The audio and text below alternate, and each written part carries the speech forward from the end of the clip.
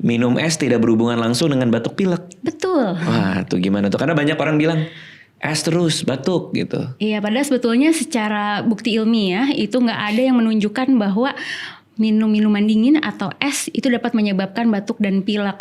Batuk pilek yang sering terjadi pada anak atau common cold namanya, bahasa Indonesianya adalah selesma, itu seringkali disebabkan karena infeksi virus. Oke. Nah, infeksi virus ini ya jelas nggak ada hubungannya dengan minum minuman dingin atau es. Oke, berarti nggak berpengaruh sama sekali. Nggak berpengaruh. Kalau anak lagi pilek dikasih es, boleh apa enggak? Kalau pileknya bukan karena alergi ya, tapi karena infeksi kayak common cold tadi, sebenarnya nggak ada masalah.